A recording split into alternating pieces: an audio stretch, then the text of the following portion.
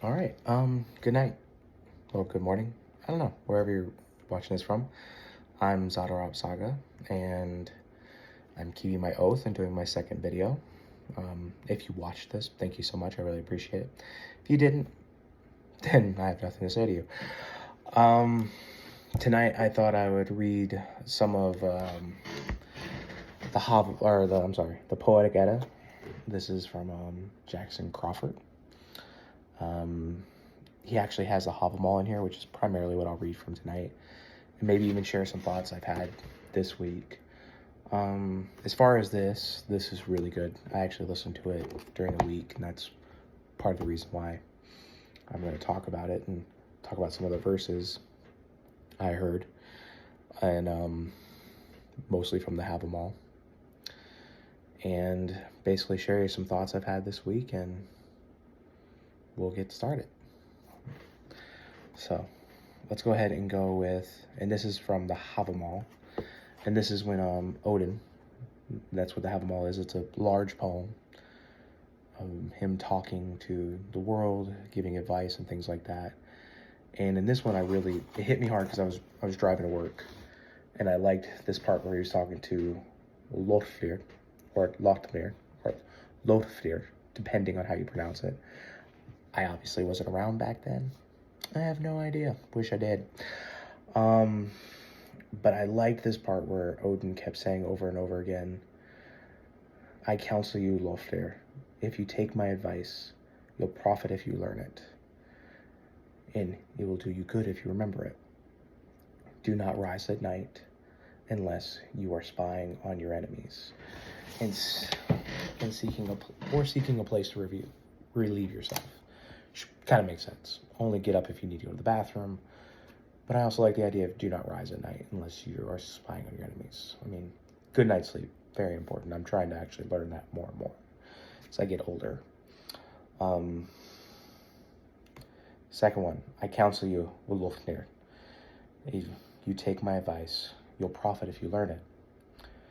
It is good to remember, do not sleep in the arms of a sorceress, or else she will lock your limbs.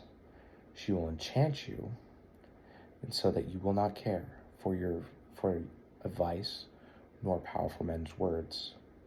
You will want neither food nor the pleasure of friends' company, and you will sleep full of sorrow. And I think that's really important for anybody out there, not just for men, but anybody.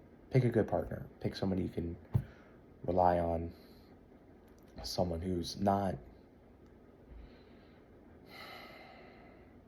presenting a front to you like a magic spell, but instead is really inviting into your life and still wanting you to be yourself with your friends and things like that. Now, next one I will read is I counsel you, Loddfafnir. If you take my advice, you'll learn it, or you will profit from it, and it will do good and you remember it. Never let a bad man, know your misfortune, for you will never profit at all for telling him about it. I saw a bad woman's words bite the man's neck. A lying tongue was his death, and not even with a good cause. And I think that's important to think about that. There's a lot of suffering in this world. We've had a hell of a week. I don't think I need to say anything about that because I'm not that political of a person. But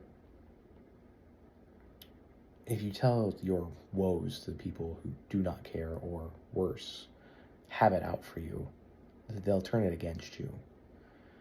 I'm not saying you shouldn't share your woes and your heart with others. I'm saying you should be wise in knowing who to share it to. Next one I will talk about, it goes right here. I counsel you, Loddfafnir, if you take my advice, you'll profit if you learn from it, and it will do you good to remember it. You should never exchange words with someone who won't see reason.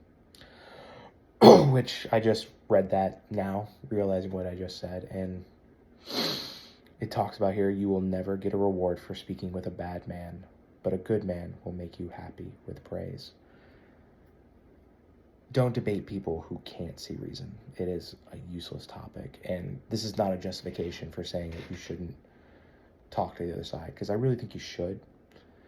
But if they are showing that they rather diagnose you with a problem than actually speak to you like a human, just leave it alone. You know who you are. And we throw around the term fascist or dictator, communism, all these things way too much nowadays. And really, I don't even think we know what those terms mean as much as we used to. The word Nazi gets thrown up a lot, especially when you really like Norse stuff, because unfortunately there was a select group of Nazis who really like to cosplay. It's not my fault. I wasn't there.